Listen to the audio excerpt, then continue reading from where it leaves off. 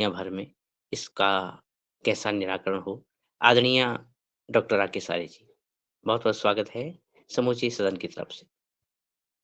भारत माता की जय। भारत माता की जय। वंदे मातरम। आइए डॉक्टर साहब, आपका स्वागत, वंदन, अभिनंदन, मन प्रसन्न है। ॐ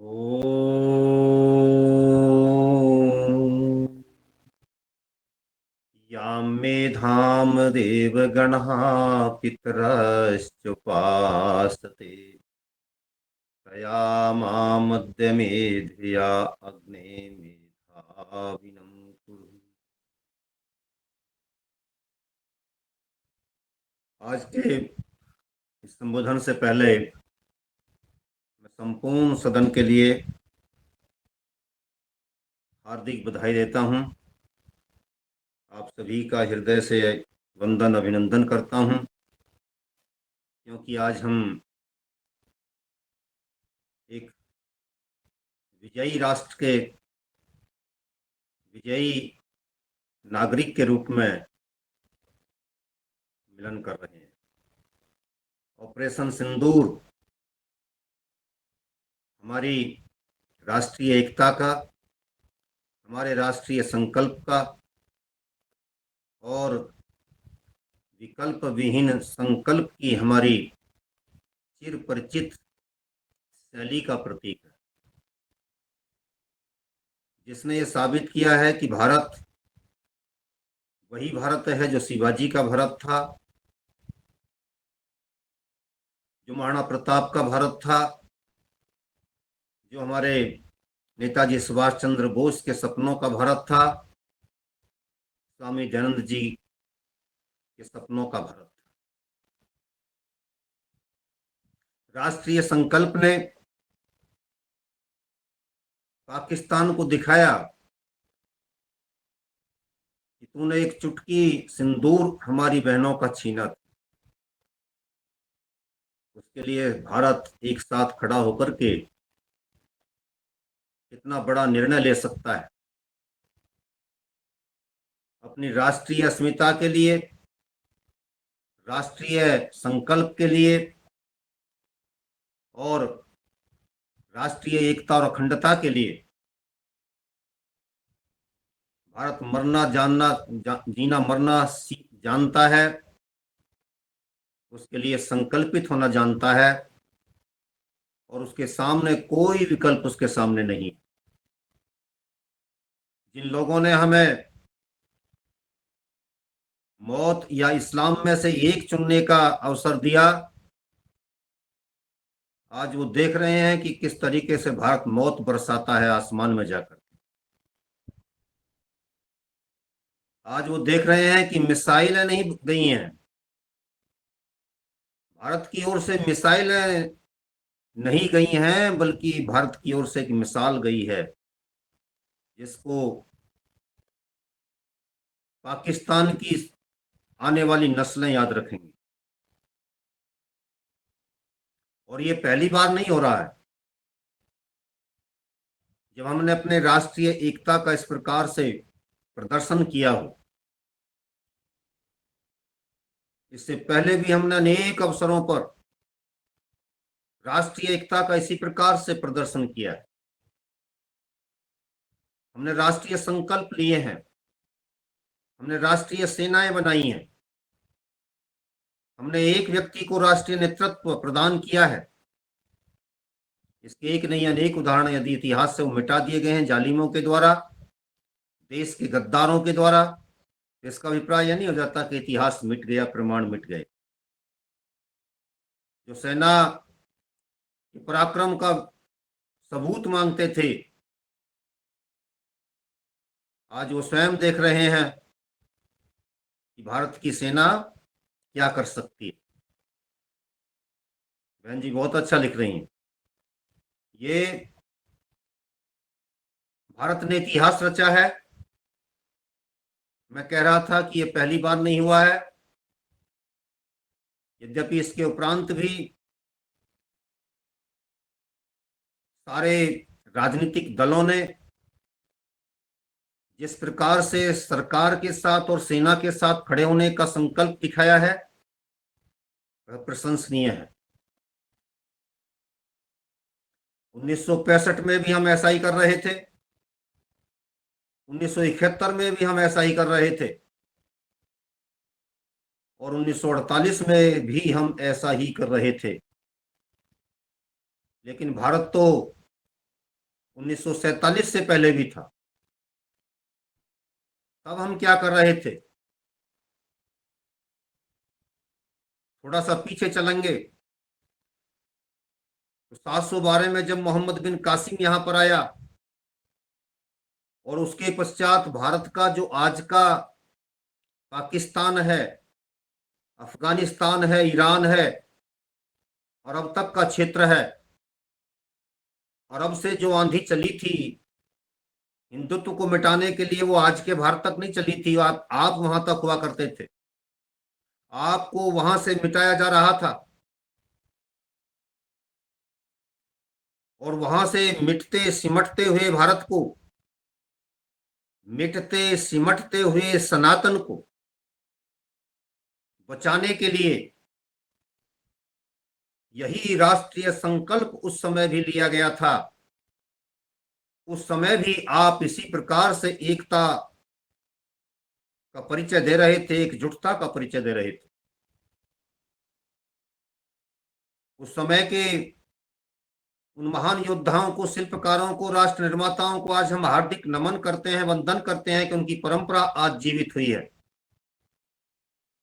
वो कौन कौन लोग थे? बप्पा रावल थे, उनके लिए नमन करना जरूरी है आज। वो नागभट्ट प्रथम थे, प्रतिहार गुर्जर वंश के राजा। उनके साथ मिलने वाले अन्य अनेक राजा जिन्होंने उस समय राष्ट्रीय सेना बनाई। मैंने ये पुस्तक लिखी, अफगानिस्तान का हिंदू वैदिक अतीत, इसमें मैंने पूरा उल्लेख किया है। वो राष्ट्रीय सेना थी और जिसको हम आजकल के इतिहास में यदा कदा इधर उधर से कहीं से पढ़ते हैं तो उस समय राजस्थान के युद्ध हुए थे। वो राजस्थान के युद्ध कोई और नहीं थे, जो मुसलमान उधर से आ रहे थे, जो आज के अफगानिस्तान, पाकिस्तान, ईरान और उससे आगे तक के क्षेत्र को इस्लाम के रंग में रंग चुके थे, उन सब को कब्जा विहीन करने का, उन सबको मुस्लिम विहीन करने का हमारा एक राष्ट्रीय संकल्प था, जिसको हमने उस समय के उन महान योद्धाओं के, नेताओं के नेतृत्व में लड़ करके दिखाया था और उसमें जीत भी प्राप्त की थी। आज मोदी जी इसलिए धन्यवाद के और अभिनंदन के पात्र हैं कि आज उन्होंने वही परंपरा जीवित की है। उस परंपरा के अनुसार काम करने के लिए सारे देश को ऊर्जान्वित किया है। ऐसे में हम सब का राष्ट्रीय दायित्व बन जाता है कि हम सरकार की सकारात्मक ऊर्जा को और भी अधिक सक्रिय बनाने के लिए सरकार के साथ खड़े हों, अपनी सेना के साथ खड़े हों। यशस्वी नेतृत्व श्रीमती इंदिरा गांधी का भी था, जिन्होंने 1971 में शानदार कार्य करके दिखाया था। अनावश्यक आलोचनाओं से बचना चाहिए, जो कार्य वंदनीय है उसकी प्रशंसा होनी चाहिए। और उस समय की परिस्थितियां और आज की परिस्थितियों में थोड़ा सा अंतर देखिए। इंदिरा गांधी जी ने तब कहा था जनरल मानेक शाह को बुला करके, मुझे पाकिस्तान से युद्ध करना है। उन्होंने कहा युद्ध नहीं हो सकता अभी। ये मार्च के महीने की बात थी। इंदिरा गांधी को ना सुनकर के बड़ा अजीब लगा, क्रोध में तमतमा गई थी।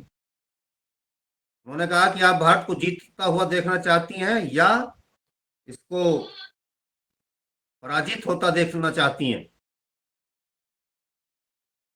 उन्होंने कहा जीतता हुआ देखना चाहती हूं, तो बोले कि मैं बताऊंगा समय कौन सा आएगा। उस समय देश को तैयार होने में 7 महीने लगे थे, हमारी सेना को तैयार होने में। 7 महीने बाद जाकर के पाकिस्तान से युद्ध हुआ था और उसमें हम विजयी हुए थे। किसी की कमी की ओर को संकेत नहीं कर रहा हूं मैं, उस समय की परिस्थितियां ये थीं। और आज आप मात्र 13 दिन में तैयारी कर लेते हैं। सारी दुनिया का विमर्श बदल देते हैं, सारी दुनिया के बड़े देशों को अपने साथ कर लेते हैं। ये नेतृत्व की खूबी भी है, हमारे राष्ट्रीय संकल्प की खूबी भी है, हमारी सशस्त्र सेनाओं के मनोबल की खूबी भी है, हमारे कूटनीतिक प्रयासों की भी खूबी है। सभी को जाएगा श्रेय। हमारी राष्ट्रीय इच्छा शक्ति की भी खूबी है। हम सब ने एक जनरल विल बनाई, एक सामान्य इच्छा बनाई, देश के प्रधानमंत्री को संकेत दिया कि हम सब चाहते क्या। कश्मीर में जो कुछ हुआ, पहलगाम में जो कुछ हुआ, सारे देश ने कहा कि नई पहल होनी चाहिए। पहलगाम ने कह दिया है, नई मिसाल स्थापित होनी चाहिए। पराजित मानसिकता में जीते हुए देश कभी आगे नहीं बढ़ते। जिन देशों के पास संकल्प शक्ति होती है, आगे बढ़ने की ललक होती है, वही प्रतियोगिताओं में आगे निकल पाते हैं, जीने की प्रतियोगिता में। भारत ने दिखाया कि हम जीने की प्रतिभा, जीने की प्रतियोगिता दोनों में निपुण है। और भारत ने वो कर दिखाया जो उसे कर ही दिखा देना चाहिए। मैं कह रहा था कि 738 के करीब आप एक कीर्तिमान स्थापित कर रहे थे, राष्ट्रीय सेनाओं का गठन कर रहे थे। पहले आक्रमणकारी मोहम्मद बिन कासिम के बाद हुई क्षतिपूर्ति को पूर्ण करने का कार्य कर रहे थे। जिन लोगों ने किसी भी कारण से इस्लाम धर्म स्वीकार कर लिया था, या जिनसे जबरदस्ती इस्लाम स्वीकार करवा लिया गया था, या जिन बहनों के सिंदूर उस समय उजाड़े गए थे, सिंदूर ऑपरेशन उस समय भी हुआ था। देश काल परिस्थिति के अनुसार नामकरण अलग अलग हो जाते हैं, लेकिन अपनी बहनों के सिंदूर की रक्षा के लिए उस समय भी आपकी वीरता मचल रही थी। और मचलती हुई इस वीरता ने आपको संसार की सभ्यताओं की प्रतिस्पर्धा में जीने के योग्य बनाया। आपने साबित किया कि हम जीने की क्षमता रखते हैं। उसके बाद गजनी आया। मैंने पूर्व में बताया था, जब वो उधम मचाता हुआ, विनाश का तांडव करता हुआ सोमनाथ पहुंचा था, तो उस समय वहां के राजा भीमदेव ने देश के राजाओं का आह्वान किया था कि एक राष्ट्रीय संकल्प के साथ राष्ट्रीय सेना बननी चाहिए। उस समय भी आपने एक राष्ट्रीय सेना का गठन किया था और उस विदेशी को यहां से मार करके भगाया, सारा सामान छीना, जो भी कुछ लेकर के जा रहा था सब कुछ छीना। प्रमाण आज भी बता देता हूं, कन्हैयालाल माणिकलाल मुंशी जी ने स्पष्टता के साथ विस्तार से लिखा। उस समय भी आपने यही संकल्प लिया था कि सिंदूरों की रक्षा करेंगे। ऑपरेशन सिंदूर उस समय भी आपने किया। पहला ऑपरेशन 300 साल पहले हुआ। 300 साल तक इस्लाम आपकी ओर पैर करके नहीं सोया। विदेशी आतंकवादियों ने कह दिया कि भारत मत जाना, आने वाली नस्लों से कह दिया था। आपने मिसाल कायम की थी 738 में, और उसी मिसाल को आपने 1026-27 में सोमनाथ के मंदिर के टूटने के समय स्थापित करके दिखाया। आपने साबित किया कि हम यदि उस समय खड़े हो सकते थे तो आज भी खड़े हो सकते हैं। और आपकी उस ऊर्जा का, आपके उस राष्ट्रीय संकल्प का परिणाम क्या निकला कि अगले 150 वर्ष तक फिर इस्लाम इधर को पैर करके नहीं सोया। फिर आता है 1193, 92, 88 के करीब मोहम्मद गौरी, उसके साथ भी यही हुआ था। जीतने के बावजूद वो हिंदुस्तान पर राज्य स्थापित नहीं कर पाया था, भागना पड़ा था। और जिसको इतिहास से छुपाया जाता है, जब वो पंजाब की ओर से जा रहा था तो पंजाब की ओर से जाते हुए गौरी पर हमारे गख्खर गुजरों ने आक्रमण किया और उससे सारे प्रतिशोधों का, जितना कुछ उसने किया था, उसका जो भी प्रतिशोध लिया जा सकता था सारा लेके दिखा दिया था। महाराणा प्रताप क्या कर रहे थे, शिवाजी क्या कर रहे थे, संक्षेप में प्रकाश डालते हुए उसके बाद आगे बढ़ रहा हूं, क्योंकि पूर्व में इन बातों पर चर्चा भी हो चुकी है। शिवाजी महाराज जिस समय वो कार्य कर रहे थे, उसी समय के लिए जो मैं बताया करता हूं कि 1670 के करीब की घटनाओं पर जाकर के देखिए, उस समय तो शिवाजी महाराज ने हिंदवी स्वराज्य की स्थापना नहीं की थी, लेकिन उसके लिए तैयारी की जा रही थी। और तैयारी के उस परिवेश में यदि आप देखेंगे तो कहीं बंदा बैरागी कार्य कर रहे थे, कहीं गुरु गोविंद सिंह जी कार्य कर रहे थे, उन्हीं के नेतृत्व में बंदा बैरागी अपना काम कर रहे थे, गोकुल देव मथुरा में काम कर रहे थे, छत्रसाल जी बुंदेलखंड में काम कर रहे थे, सारा देश क्रांति में था और सबके संपर्क थे। राष्ट्रीय एकता, राष्ट्रीय विमर्श एक हो, मुगल विहीन भारत करना है। और अभी मैंने एक पुस्तक तैयार की है, भारत के इतिहास के गौरव छावा संभाजी। उसमें जो तथ्य निकल करके आया, जब मैंने उस पर शोध किया, पढ़ा, मैटर कलेक्ट किया, तो छावा संभाजी ने संगमेश्वर में 1689 में एक बैठक आहूत की थी, देश के बुद्धिजीवियों की बैठक आहूत की थी, देश के राजाओं की बैठक आहूत की थी, देश के प्रभावशाली लोगों की बैठक आहूत की थी। उसमें उस सूरपुत्र ने खड़े होकर के भाषण दिया था। अरे आज वो भाषण कहां चले गए? जिन गद्दारों ने, जिन मक्कारों ने देश के साथ, देश की वीरता, देश के शौर्य के साथ गद्दारी करते हुए, उनके साथ छल और कपट करते हुए वो भाषण छुपाए, उनसे बड़ा गद्दार कोई नहीं हो सकता। उस भाषण में उन्होंने कहा था कि मुगल विहीन भारत करना है और इस राष्ट्रीय संकल्प के साथ एक हो जाइए, सब एक होकर के काम करेंगे तो हम भारत को मुगल विहीन भारत बना देंगे। देश की संस्कृति का विनाश करने वाले लोगों ने, देश के शौर्य और वीरता का विनाश करने वाले लोगों ने ये चीजें छुपा दी। जिनको मुगलिया संस्कृति पसंद थी, जो डिस्कवरी ऑफ इंडिया में केवल और केवल इसी पर गुणगान करते चले गए।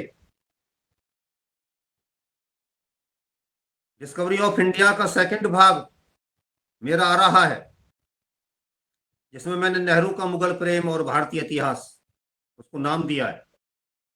उससे आपको मालूम पड़ेगा कि हम किस तरीके से दूसरों का गुणगान करने में अपने यशस्वीतापूर्ण जीवन को भूल गए, पूर्वजों के यशस्वी कार्यों को भूल गए, पूर्वजों के तेजस्वी राष्ट्र निर्माण की संकल्पना को, योजना को भूल गए।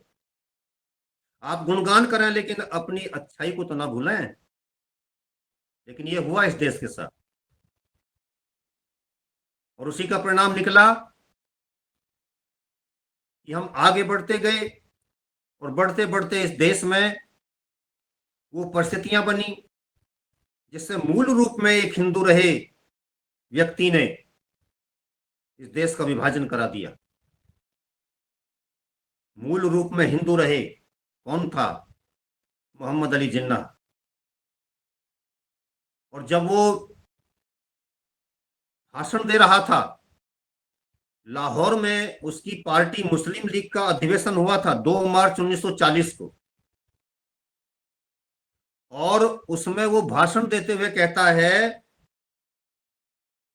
कि हजारों वर्षों के निकट संपर्क के बावजूद जो कौमें आज भी सदा की तरह भिन्न हैं, उन्हें लोकतांत्रिक संविधान के अधीन रखकर या ब्रिटिश संसदीय कानूनों के अप्राकृतिक और कृत्रिम तरीकों से जबरदस्ती साथ रखकर कभी भी एक राष्ट्र में बदला नहीं जा सकता। जो मूर्ख पाखंडी लोग सावरकर जी को इस देश के विभाजन के लिए जिम्मेदार मानते हैं, वो इस तथ्य को पढ़ें, समझें। वो क्या कह रहा था, जिन्ना क्या कह रहा था। ये आगे बोलता है, जिस कौम को 150 वर्षों में सरकार एकात्म नहीं कर पाई, वो तो 150 वर्ष की पीछे तक की बात कर रहे थे, जब से अंग्रेज आए तब से हम इनके साथ नहीं मिल पाए, हिंदुओं के साथ। तुम अब मिलाने की क्यों कोशिश करते हो हमको? यानी कोशिश भी करोगे तो भी नहीं मिलेंगे हम इनके साथ।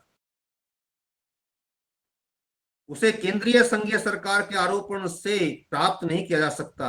यह सोचा नहीं जा सकता कि इस तरह की संगठित सरकार के आदेश या आज्ञा सारे उपमहाद्वीप में विभिन्न कौमों द्वारा सैनिक सहायता के बिना कभी भी स्वैच्छिक या निष्ठा युक्त आज्ञाकारिता प्राप्त कर सकते हैं। आगे और पते की बात कह रहा है, इस्लाम और हिंदू वास्तव में 2 धर्म नहीं बल्कि भिन्न और सुस्पष्ट सामाजिक व्यवस्थाएं हैं। हिंदू और मुसलमान 2 भिन्न धार्मिक दर्शनों, सामाजिक प्रथाओं और साहित्य से संबंध रखते हैं। वे निसंदेह 2 भिन्न सभ्यताओं से संबंधित हैं जो प्रधानतः परस्पर विरोधी तत्वों और धारणाओं पर आधारित है। जीवन के संबंध में प्रधानतः उनके दृष्टिकोण भिन्न है। हिंदू और मुसलमान इतिहास के 2 भिन्न स्रोतों से अपनी प्रेरणा प्राप्त करते हैं। उनकी वीर गाथाएं भिन्न हैं, उनके महापुरुष भिन्न हैं, उनके उपाख्यान भिन्न हैं। बहुधा एक का महापुरुष दूसरे का शत्रु बन जाता है। ऐसे 2 राष्ट्रों को, 2 राष्ट्र की बात कह रहा है, एक राष्ट्र में जोत देना एक अल्पसंख्यक और एक बहुसंख्यक बढ़ते हुए असंतोष का तथा उस ढांचे के आखिरी विनाश का कारण होगा। ये उसका भाषण है। इसमें वो कह रहा है कि हमें आपके साथ नहीं रहना, क्योंकि आप महाराणा प्रताप को अपना आदर्श मानते हैं और हम अकबर को अपना आदर्श मानते हैं, और उसको जबरदस्ती गंगा जमुनी तहजीब के नाम पर हम पर थोपने का काम किया गया। हमको बताने का प्रयास किया गया, नहीं इस तरीके से मानो। ये साफ कह रहा है कि ऐसा हो ही नहीं सकता कि हम अकबर को महान मानना छोड़ दें, हम औरंगजेब को महान मानना छोड़ दें, हम दूसरे उन लोगों को महान मानना छोड़ दें जिन्होंने हिंदुस्तान में आकर के जिहाद के नाम पर भारत के इस्लामीकरण की प्रक्रिया को तेज करने के नाम पर काम किए। हमारे लिए वो वंदनीय है। अब आप देख लीजिए, इसी पैटर्न पर उस समय से लेकर के आज तक काम हो रहा है। पहले दिन से 712 से लगा लीजिए। क्या आपने वो गीत गा करके, हिंदू मुस्लिम एकता के गीत गा करके, या गंगा जमुनी तहजीब की नई धारा बहाने के नाम पर किसी भी मस्जिद से या किसी भी उनकी किसी सभा से या उनके मौलवियों के द्वारा या उनके आलिमों के द्वारा कभी कोई ये प्रस्ताव पारित होते देखा कि महाराणा प्रताप हमारा आज से आदर्श होगा, शिवाजी हमारा आदर्श होगा, हम भारत और भारतीयता से प्यार करने का संकल्प लेते हैं, हम हिंदुस्तान के ऋषियों को, महर्षियों को, राम को, श्री कृष्ण को उसी दृष्टिकोण से, उसी नजरिए से देखने का संकल्प लेते हैं जिस दृष्टिकोण से हिंदू लेता है? कभी नहीं। हम आज से जिहाद नहीं करेंगे। हम गाजी बनने के लिए हिंदुओं की महिलाओं पर अत्याचार नहीं करेंगे। उनके धन को लूटने की योजनाएं नहीं बनाएंगे। भारत की मुख्य धारा के साथ मिलकर चलने का संकल्प लेते हैं। उनके कार्य से, उनके व्यवहार से कहीं दिखाई दिया? मैं उन राष्ट्रवादी मुस्लिमों को अलग रख रहा हूं जो देश की संकल्प शक्ति के साथ खड़े होकर चलने में विश्वास रखते हैं। लेकिन एक आम विचार जो उधर के लोगों को प्रेरित करता है, प्रोत्साहित करता है, वो यही है और इसी को वो बनाए रखना चाहते हैं और यही बना रहा। इससे अलग वो जा नहीं सके। चाहे हमको किसी भी तरीके से भटकाने का, भरमाने का प्रयास किया गया हो, लेकिन सच ये रहा कि इससे अलग नहीं गए वो। मुस्लिम लीग ने जिन्ना साहब के माध्यम से अपनी उसी सभा में प्रस्ताव पारित किया और प्रस्ताव में उसने लिखा कि मुसलमान अल्पसंख्यक नहीं है। सुन लीजिए, मुसलमान तो राष्ट्र की प्रत्येक परिभाषा के अनुसार राष्ट्र हैं और यही स्थिति बनने जा रही थी अब भी आपके लिए। मैं फिर कहूंगा कि संयोग से मोदी योगी का संयोग हमको मिल गया। उन्हें अपना स्वदेश, राज्य, क्षेत्र और राज्य मिलना चाहिए, ये वो बात कह रहे हैं। इसी के लिए उन्होंने काम किया और एक अलग देश लेने में सफल हो गए। 24 मार्च 1940, ये 2 मार्च की घटना थी जो मैं पहले बोल रहा था। अब 24 मार्च को क्या हुआ? लीग ने पृथक स्वदेश और स्वतंत्र राष्ट्रीय राज्यों की स्थापना की मांग की। मुस्लिम लीग ने धर्म को ही राष्ट्रीयता का आधार स्वीकार करते हुए मुस्लिम राष्ट्र के सिद्धांत को पुष्ट किया। इस पर उन्होंने काम आगे बढ़ाया और जुलाई 30, 1945 को मुस्लिम लीग के विख्यात नेता अब्दुल रम निस्तर ने अपना स्टेटमेंट जारी किया और उसमें वो जनाब क्या कहते हैं? पाकिस्तान केवल रक्त बहाकर ही प्राप्त किया जा सकता है और यदि अवसर मिला तो गैर मुस्लिमों का रक्त अवश्य बहाया जाएगा, क्योंकि मुस्लिम अहिंसा में कोई विश्वास नहीं रखते। इस प्रकार से गांधी जी की अहिंसा का सीधा सीधा अपमान उन्होंने किया, मजाक उड़ाया। ये अहिंसावाद की बातें गांधी जी गांधीवादी लोगों के लिए और गांधी के मानने वाले लोगों के लिए है, हमारे लिए इससे कोई वास्ता सरोकार नहीं है। ये बात उन्होंने स्पष्ट कर दी थी। कलकत्ता में लीग का जो पत्रक जारी हुआ उसमें उन्होंने क्या कहा? उसमें उन्होंने कहा था कि हर मुसलमानों के लिए हम मुसलमानों के पास ताज रहा है, यानी ताजमहल, और हमने शासन किया है। ताज दोनों अर्थों में जाएगा, वो ताजमहल भी और ये ताज भी जो सिर पर रखा जाता है। दिल छोटा मत करो, मुसलमानों से कह रहे हैं, तलवार उठाओ। ए मुसलमानों, सोचो आज हम काफिरों के दास क्यों हैं। ये आपको कलकत्ता में लीग अपने पत्रक के माध्यम से समझा रही थी देश के मुसलमानों को भी और हिंदुओं को भी कि तुम अगर गफलत की नींद सो रहे हो तो तुम सोते रहो, हिंदुओं से कह रही थी, और उनको गफलत की नींद से जगा रही थी। उठो, खड़े हो जाओ, तुम उत्तिष्ठतः जागृतः प्राप्य और बोध्यतः कहते हो। उठो, जागो और संघर्ष तब तक करते रहो जब तक कि लक्ष्य की प्राप्ति न हो जाए। आपके महापुरुष आपको ये बताते हैं, आपके उपनिषद आपको ये बताते हैं। और वो क्या कह रहे थे? जब तक खून बहाओ, जब तक कि हिंदुस्तान मुस्लिम ना हो जाए। ये थी मुस्लिम सांप्रदायिकता, और इसी पर आगे भी कार्य होता रहा। आज तक किसी मुस्लिम के मुंह से, किसी मुस्लिम नेता के मुंह से ये बात नहीं निकली कि जो कश्मीर से कश्मीरी पंडित भगा दिए गए थे उनका विस्थापन होना चाहिए। और चलिए हम आपके साथ चलते हैं कश्मीर में, अपने घरों में लौटिए। आज घड़ियाली आंसू बहाए जा रहे हैं कि जब भारत ने अटैक किया तो 2 बच्चे भी मर गए हैं। जो कल आपको समाप्त करने की घोषणाएं कर रहे थे, आज कह रहे हैं कि उनके साथ मैं क्यों नहीं मर गया। आज मालूम पड़ा आंसू क्या होते हैं और आंसुओं की कीमत क्या होती है। काफिरों, मुस्लिम लीग के उस पत्रक में लिखा गया आगे, काफिरों तुम्हारा सर्वनाश दूर नहीं है,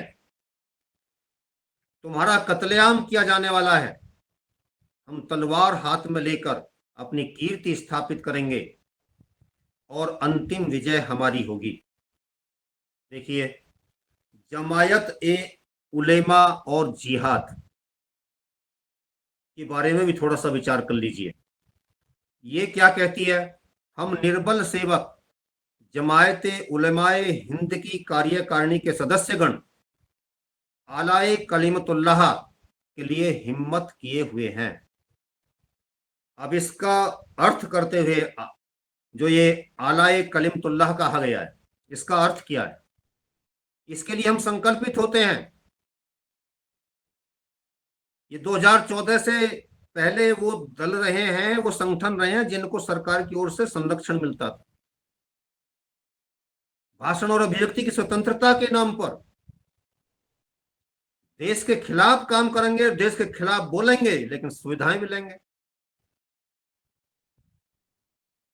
कई लोगों को इस बात से बड़ी परेशानी हो जाती है कि 2014 के बाद की बात क्यों की जाती है, पहले की बात क्यों नहीं की जाती। पहले ये हो रहा था कि उन लोगों को संरक्षण देकर के सुविधाएं दी जा रही थी, आज वो सुविधाएं छीनी गई हैं। या तो राष्ट्र के दृष्टिकोण से चलने का प्रयास कीजिए, राष्ट्र की मुख्य धारा के साथ चलने का प्रयास कीजिए, नहीं तो अब नहीं चलेगा। ये बहुत बड़ा परिवर्तन है। और परिवर्तन इतना ही नहीं है, बहुत बड़ा परिवर्तन आपके लिए आने जा रहा है, लागू भी हो गया है। मुगल विहीन इतिहास पढ़ाने की तैयारी हो चुकी है। बीबीसी पर जाकर के देखिए इस लेख को। मोदी सरकार ने वो काम कर दिया जिसके लिए हम और आप चिंतित रहते थे। बहुत बड़ा काम है ये, और उस काम के परिणाम स्वरूप अब जो आप पढ़ेंगे, अब आप शिवाजी को पढ़ेंगे, महाराणा प्रताप को पढ़ेंगे, छत्रसाल को पढ़ेंगे, और उस तरीके से आप अपने गौरवशाली इतिहास की उन व्याख्याओं को, पुनर्स्थापनाओं को पढ़ने का सौभाग्य प्राप्त करेंगे, जिससे हमको गर्व होगा, गौरव की अनुभूति होगी। ये बहुत बड़ा कार्य है, बहुत बड़ा कार्य है।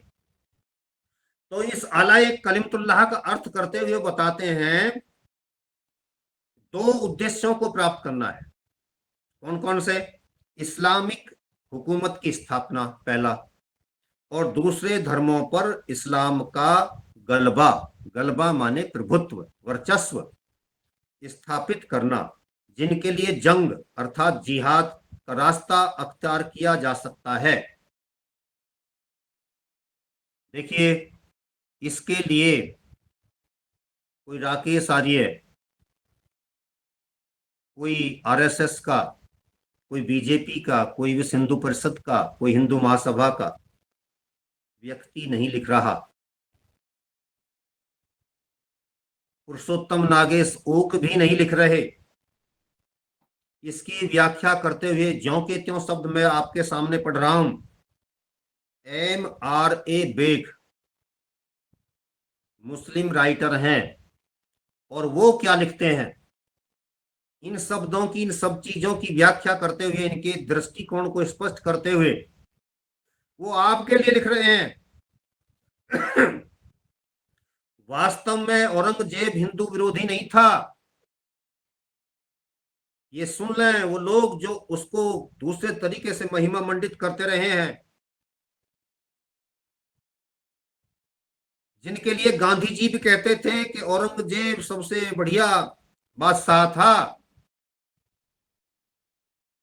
क्योंकि वो टोपी सिल करके उनको बेच करके जो मिलता था उससे अपना गुजारा करता था।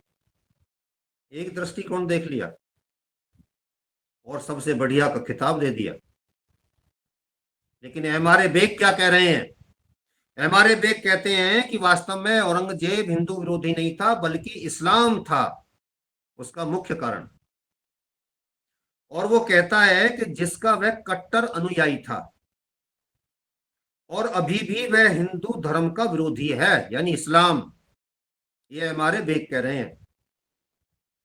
औरंगजेब का इतिहास और उसकी ख्याति से यदि मुस्लिम भारतीय सीखना चाहें तो यह पाठ सीख सकते हैं कि कुरान का रूढ़िवादी और दार्शनिक इस्लाम गैर मुस्लिम ढांचे में फिट बैठ ही नहीं सकता, जिसके कारण भारतीय मुस्लिम भारत में रहते हुए भी भारत के नहीं हो सकते। क्या लिख दिया इन्होंने?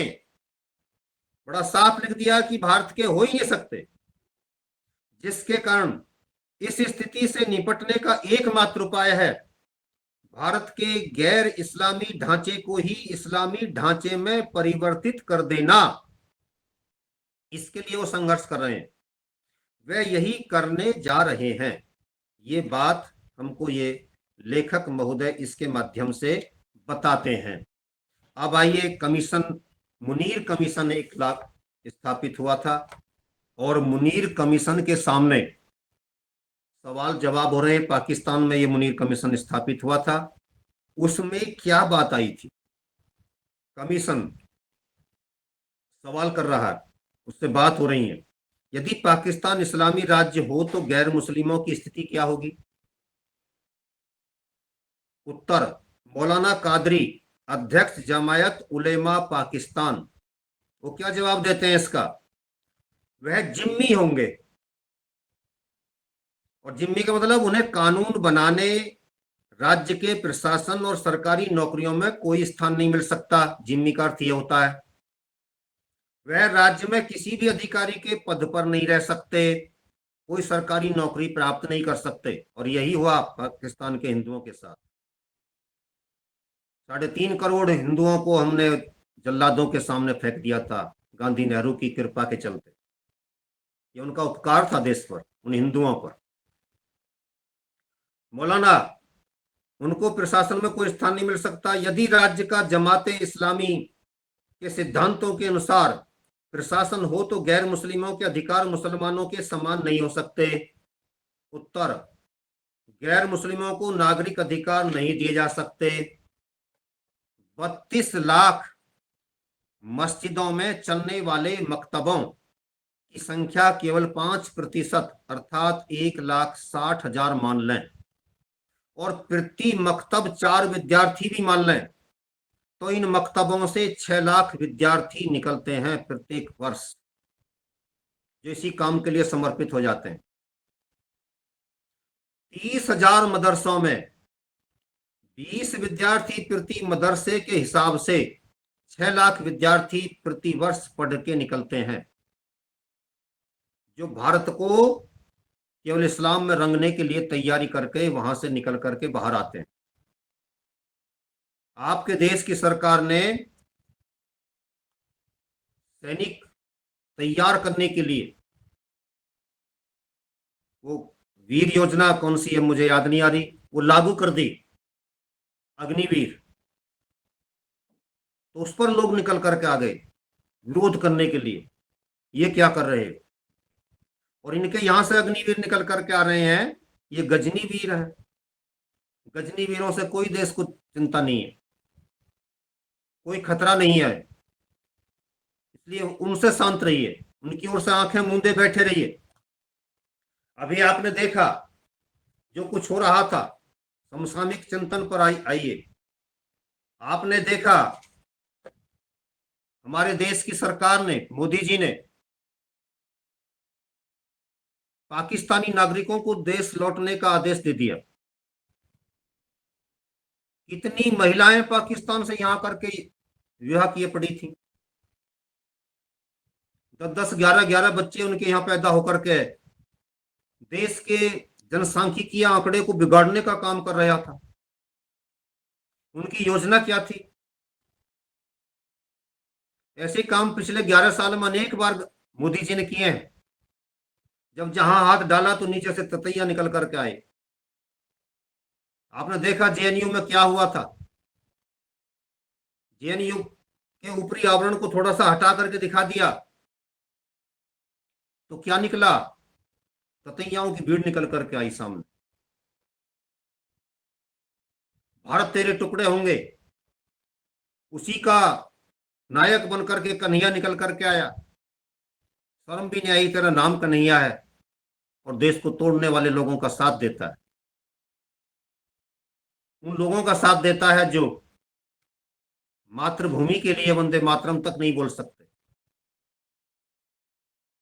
ये सब स्थितियां साफ करती हैं, बताती हैं योजना बड़ी गंभीर थी, खतरे बड़े गंभीर थे, जो तह पर होकर के कहीं तैयारी की ओर संकेत कर रहे थे। एक एक व्यक्ति अपने आप को स्टूडेंट कह रहा था। 40-40, 45-45 साल के होकर के स्टूडेंट होकर के वहां पर लाभ ले रहे थे। तो जेएनयू जैसे संस्थान देश विरोधी लोगों का जमावड़ा बन चुके थे, अड्डा बन चुके थे। देश ने देखा,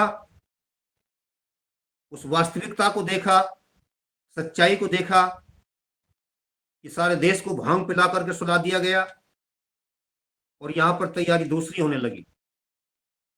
इतने गंभीर खतरों से राष्ट्रीय नेतृत्व को जूझना पड़ा है, देखना पड़ा है कि कहां कहां पर क्या क्या हो रहा था।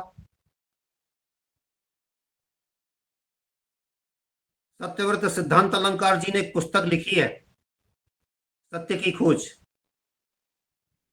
उसमें वे कहते हैं कि जब देश की फिजाओं में ललकार पैदा हो जाती है, अहंकार पैदा हो जाती है, एक चैलेंज पैदा हो जाता है, तो कोई महापुरुष आकर के उनको सुन लेता है और फिर वो अपने आप को उसके लिए समर्पित कर देता है। प्रत्येक कोने में उसको दिखाई देता है कि यहां भी चुनौती है, यहां भी चुनौती है, यहां धारा 370 है, यहां वो आतंकवादी आ रहे हैं, बहनों के सिंदूर को उजाड़ जाते हैं, प्रतिशोध यहां भी लेना है, प्रतिशोध यहां भी लेना है, सुधार यहां भी करना है, सुधार यहां भी करना है। आपके देश का प्रधानमंत्री सोता नहीं, सारी रात जाग करके ऑपरेशन सिंदूर की तैयारी की जाती है। योजना कहीं से लीक ना हो जाए, इसलिए सारे देशवासियों को बता दिया जाता है कि कल मॉक ड्रिल होगा। पाकिस्तान के भी लोग उधर से कह रहे थे कि अब तो मॉक ड्रिल में लग गए, मॉक ड्रिल के बाद ही आक्रमण होगा, और उससे पहले जाकर के अपनी योजनाओं को पूर्णतया गुप्त रख करके, योजना को पूर्णतया गुप्त रख करके वो काम कर दिया हम लोगों ने, हमारे नेतृत्व ने, हमारी सेना ने, जिसके लिए हमारे प्रधानमंत्री ने पहले ही कहा था कि प्रतिशोध अकल्पनीय स्तर पर जाकर के लिया जाएगा। आज आपने एक बात का प्रतिशोध नहीं लिया है, आज आपने कई चीजों को साबित करके दिखा दिया है, कई चीजों का प्रतिशोध लेकर के दिखा दिया है।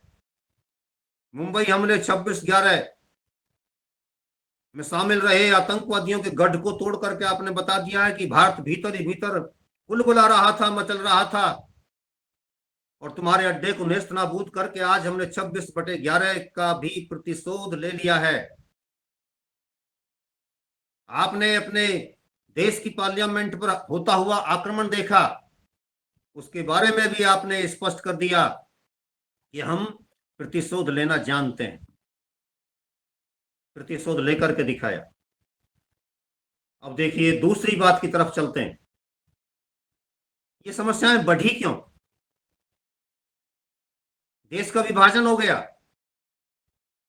और समस्याएं बढ़ती चली गई। कारण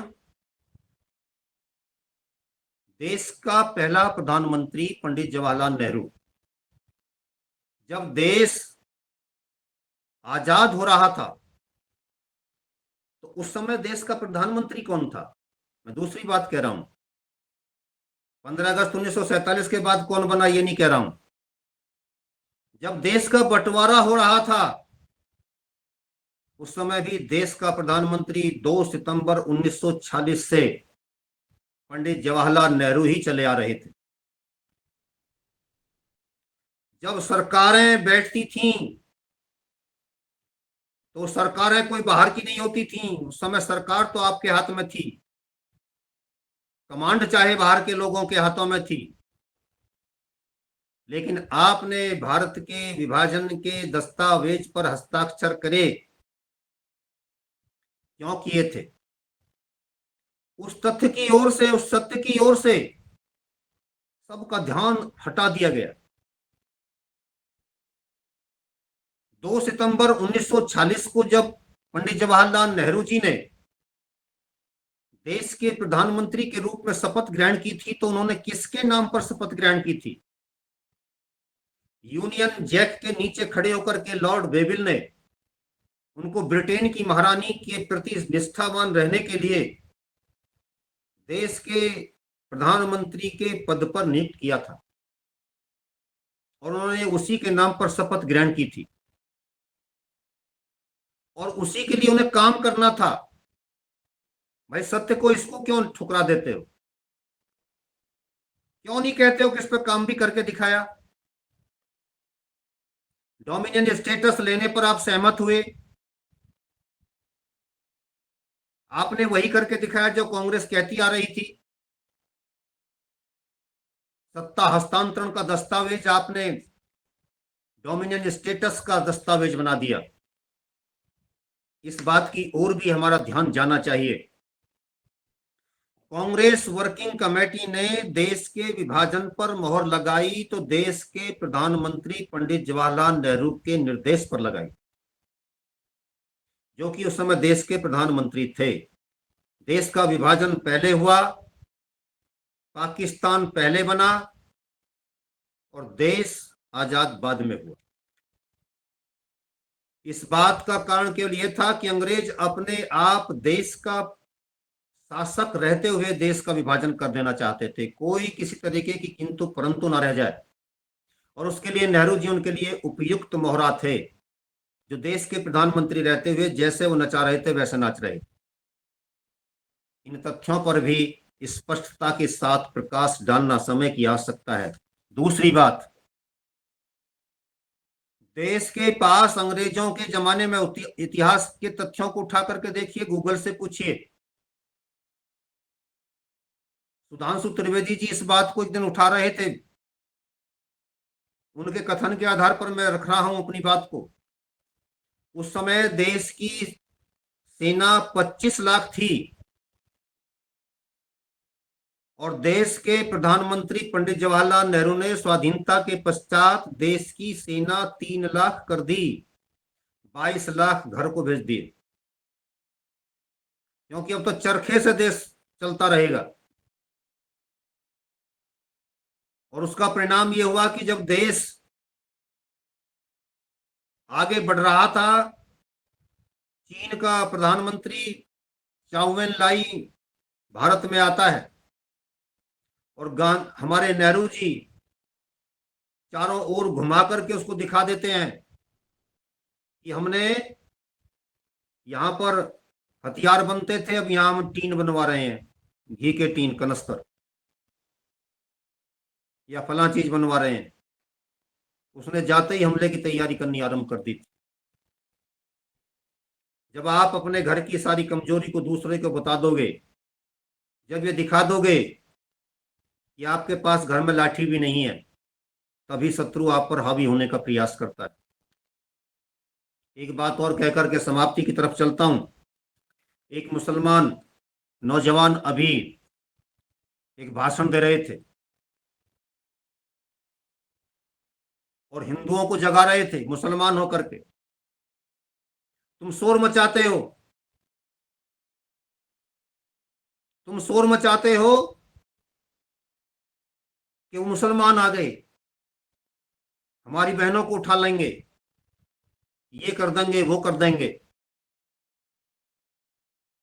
तुमको काट देंगे। तुमको किसने रोका है? तुम्हारे धर्मशास्त्र तुम्हें क्या बताते हैं? अगर उनकी कुरान उनको ये बता रही है, करने के लिए कह रही है, तो तुम्हारे धर्मशास्त्र क्या तुमको कायर बना करके पीछे को भाग जाने के लिए कह रहे हैं?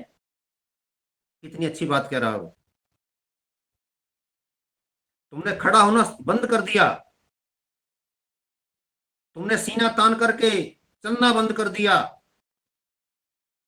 तुम इस डर में, आतंक में आ गए कि मुसलमान आ जाएंगे, खा जाएंगे।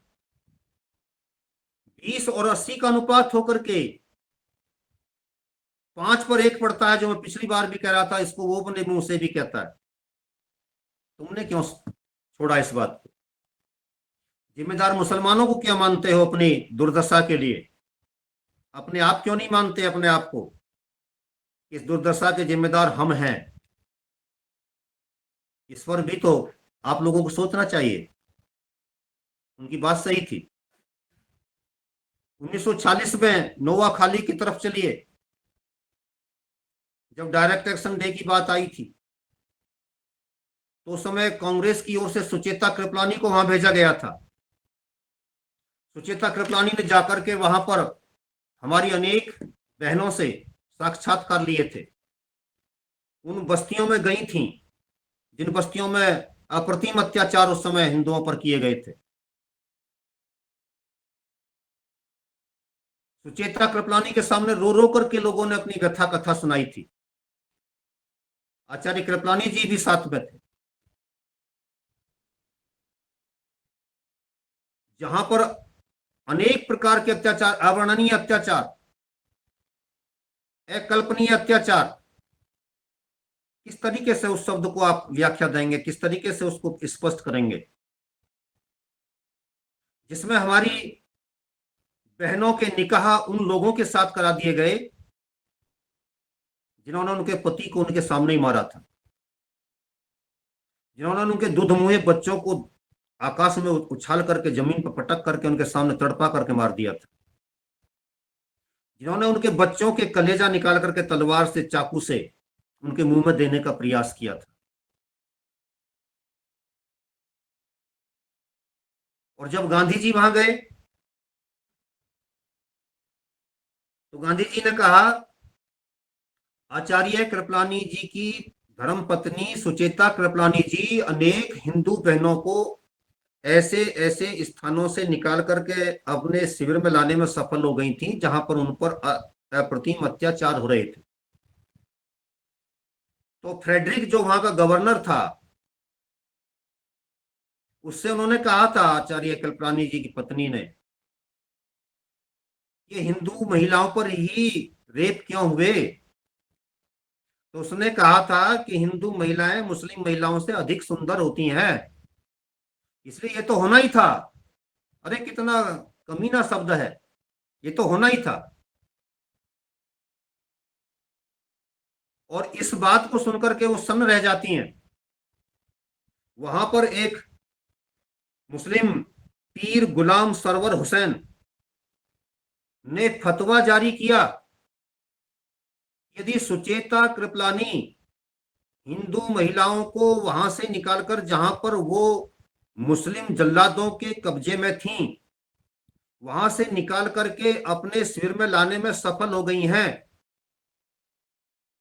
तो उनके साथ जो रेप करेगा उसको गाजी की उपाधि दी जाएगी। इन सारे अत्याचारों पर पानी फेरते हुए गांधी जी ने जब अपने आप वहां का दौरा किया तो सुचेता कृपलानी से कहा कि जितनी महिलाएं तुमने अपने शिविर में ला करके एकत्र कर ली हैं, उन्हें निःशुल्क भोजन देना बंद कीजिए और उनसे कहिए कि वो अपने अपने गांवों को लौटें। उनसे ये भी कहिए कि वो वहां जाकर के अपने मुस्लिम साथियों के साथ, जो गांव के बासिंदे उन राक्षसों के साथ रहने की कसम खाएं, उनको यहां से भगाइए, और यदि वो वहां मरती हो तो मर भी जाएं, लेकिन यहां से हटाइए। ये क्या राष्ट्रवाद था भाई? इस बात को उस दिन गॉड से भी सुन रहे थे, उनके एक साथी आपटे भी सुन रहे थे। यदि भविष्य में ये चीजें जो कानों से सुनी गई थी, आंखों से देखी गई थी, गांधी की हत्या का कारण बनी हो, तो क्या इसमें बुरी बात? निश्चित रूप से खून खौलता है। जरा अपने आप को उस स्थिति में खड़ा होकर के देखिए।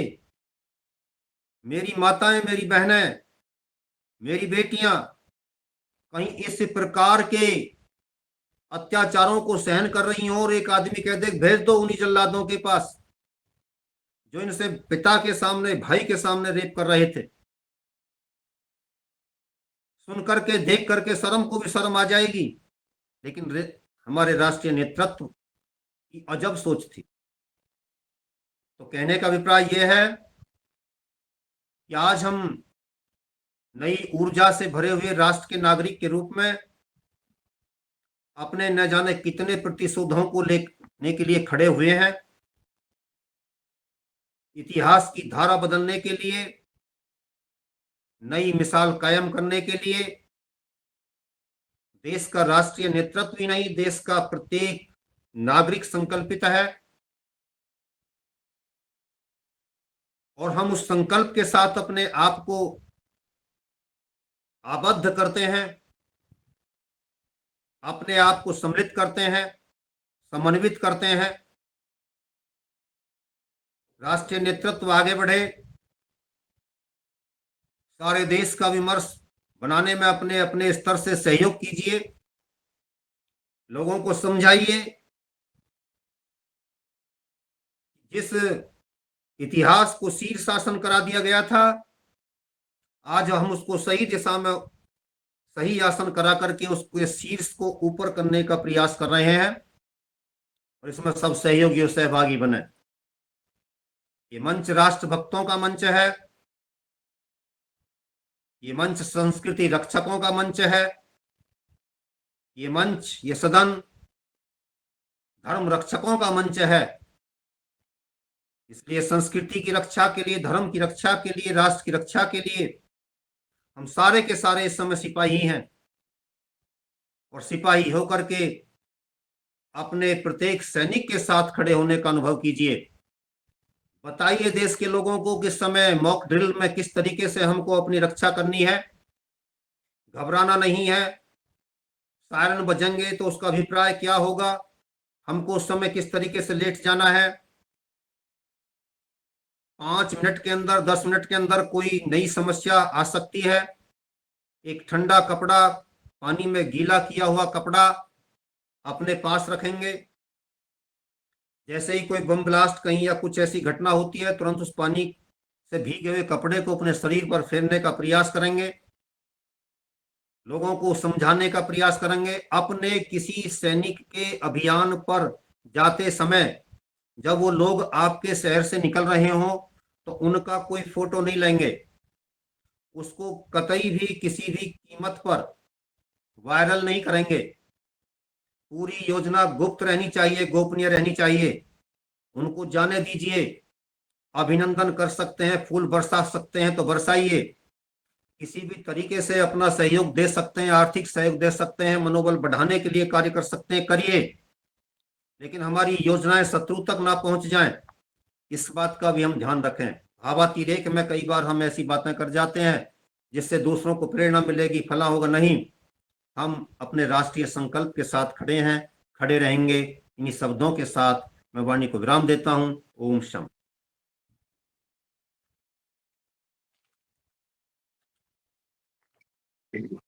बहुत ही शारगर्भित और राष्ट्रभक्ति से ओतप्रोत कर देने वाला इतिहास, और सुनते हुए सब शून्य थे।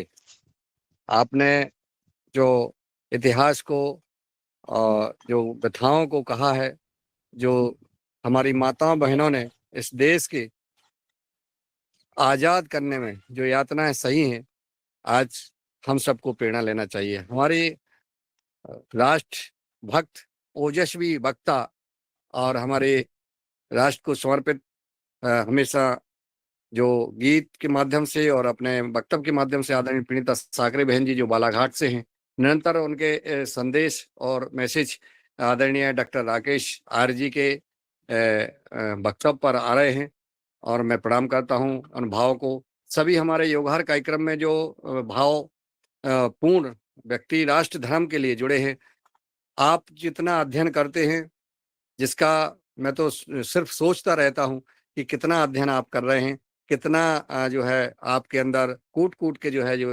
भारत माता के प्रति, इस राष्ट्र के लिए जो भक्ति भरी है और कितना मेहनत कर रहे हैं, परिश्रम कर रहे हैं, किताबें भी लिख रहे हैं, आप जो है भाषण भी दे रहे हैं। ऐसे महान पुरुषों को आप इस जन्म में हमें दिख रहे हैं, आप डॉक्टर राकेश आर्य जी के रूप में, लेकिन आप डॉक्टर राकेश जी के रूप में तो दिख रहे हैं, पूर्व जन्म में आप निश्चित उस महान योद्धाओं में से एक हैं जो इन्होंने भारत को आजाद दिलाया था। भारत के इतिहास में आज वह निश्चित दिख रहा है। मैं सीधा चलता हूं पतंजलि योगपीठ, वहां पर आदरणीय पवन कुमार जी हैं और वो उनके वक्तव्य और किसी भाई बहन का कोई सवाल हो तो हैंड रेस करें, मैं उनको सादर आमंत्रित कर लूंगा कि आपका कोई अगर सवाल हो आदरणीय डॉक्टर साहब से तो निश्चित आप अपनी इस बात रखें। जी, आदरणीय डॉक्टर पवन कुमार जी, धन्यवाद। आज के मुख्य वक्ता राकेश जी के लिए ये प्रत्येक गुरुवार का दिन समर्पित है उनकी बातें सुनने के लिए, और उसके उपरांत जो निष्कर्ष हम निकालते हैं, जो हम चर्चा करते हैं, या हमारी सोच में जो परिवर्तन होता है उस चीज के को अपने आत्मसात करने के लिए विचारों को, मेरा इसमें एक टिप्पणी है और पता नहीं कितनी सही है कि नहीं है, कि एक तरफ तो भारत एक युद्ध के रूप में एक कर रहा है और जो जिसका कुछ परिणाम हम कल और आज में देखते आ रहे हैं, लेकिन साथ में एक और युद्ध हो रहा है, वह है सोशल मीडिया का युद्ध। इस सोशल मीडिया के युद्ध में एक बहुत ज़्यादा, जिसको मैंने अनुभव किया है कि एक डिसइंफॉर्मेशन कैंपेन भारत के खिलाफ जो है वो कई सारे लोग उसके पीछे लगे हुए हैं। हो सकता है कि दूसरे अन्य देशों के भी लोग हों, लेकिन मुख्यतः ऐसा लगता है कि पाकिस्तान के ही जो वहाँ की मीडिया है या वहाँ की सिस्टम है, वो उस तरह से एक मिस इन्फॉर्मेशन का कैंपेन कर रहा है, उस तरह का युद्ध करने का प्रयास कर रहा है, क्योंकि उनकी अपनी तो मिलिट्री की इतनी शक्ति है नहीं कि वो मुकाबला कर सकें। तो सीधे वार नहीं करते हुए पीठ पीछे वार करने का प्रयास जो हमेशा करते आए हैं, वो अभी भी जारी है, और उसमें कई तरह की अफवाह फैलाने का कार्य निरंतर जारी है। ये सबके बीच में जो उसके समर्थक यहाँ पर प्रत्यक्ष रूप में या अप्रत्यक्ष रूप में काम करते आए हैं, उनके कमेंट्स में या उनके क्रियाओं में कुछ परिवर्तन देखने को मिला है।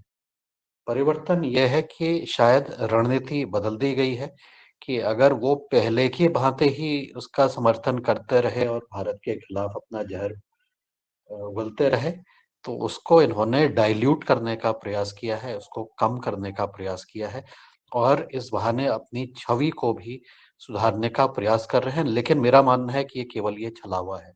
ये समय की नज़ाकत को देखते हुए ये केवल छलावा कर रहे हैं, झूठ बोल रहे हैं, और अपने आप को इस तरह से प्रयास कर रहे हैं कि उनकी राष्ट्रभक्ति के प्रति अभी जो लोगों में जोश है या जो अवेयरनेस है, वो कहीं एक्सपोज़ ना हो जाए और पूर्ण रूप से वो एक्सपोज़ ना हो जाए।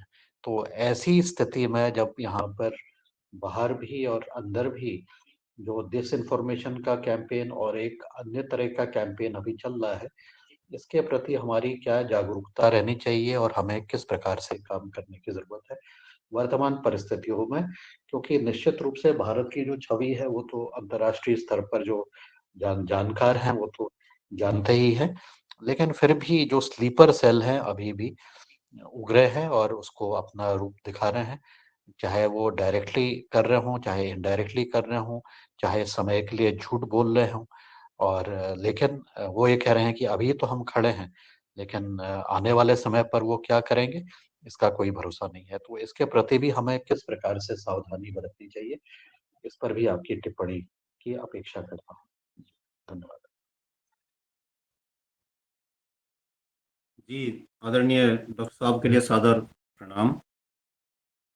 आपका विचार सदा ही मार्गदर्शक के रूप में मिलता है।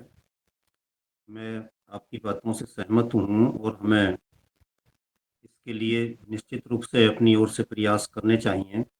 अभी जो वहाँ के पाकिस्तान के रक्षा मंत्री ने एक स्टेटमेंट दिया था, जिससे देश के कई लोगों ने ये कहना शुरू कर दिया था कि पाकिस्तान गलती मान गया है। उसने कहा था कि हम 30 साल से ये गलती करते आ रहे थे। 30 साल से गलती करते आ रहे थे कि आतंकवाद की खेती कर रहे थे।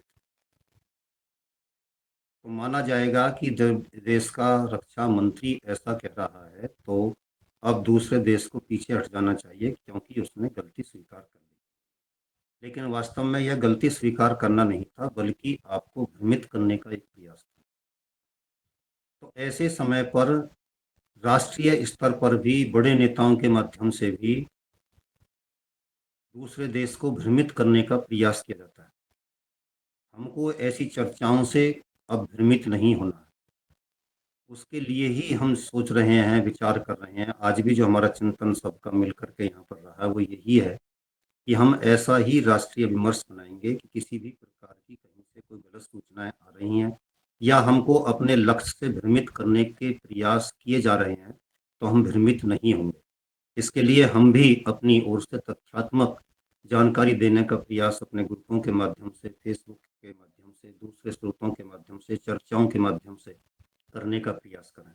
निश्चित रूप से कुछ अच्छी चीज़ें, सकारात्मक चर्चाएं निकल करके आएंगी और हम अच्छा करने में सफल होंगे। जी, धन्यवाद। धन्यवाद आदरणीय डॉक्टर साहब।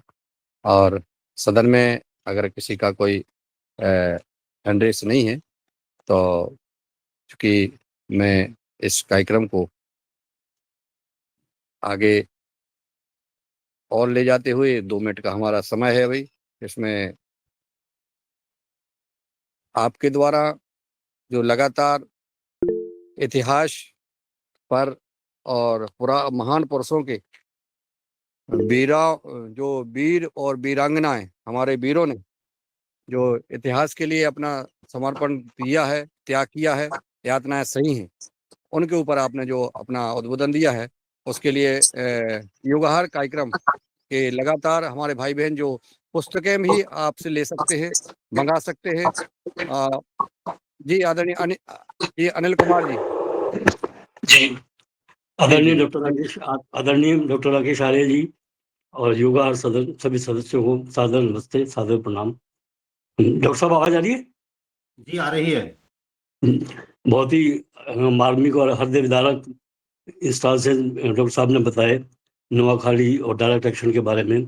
वास्तव में उस प्रकार की घटनाओं को जब हम पढ़ते हैं, उसके बारे में जानते हैं, तो बड़ा आश्चर्य होता है कि हमारे देश में उन दिनों में क्या क्या हुआ था। तो बहुत ही आश्चर्यजनक चीज़ें हैं। और इसी में एक बात मेरे ध्यान आ रही थी, तो मैंने कहा ये भी मैं भी शेयर कर लूँ इस बारे में। तो इन्हीं घटनाओं के समय में क्या हुआ कि एक हिंदू व्यक्ति गया महात्मा गांधी के पास कि भाई इन दंगों में ना मेरा बेटा मारा गया है और मेरे को इन्होंने मार दिया विधर्मियों ने, और बहुत ही मेरी तो पूरी जिंदगी तबाह कर दी, और क्या करूँ बताइए, बहुत ही बुरा हुआ है मेरे साथ, मैं तो बहुत दुखी हूँ। तो महात्मा गांधी उनको कहते हैं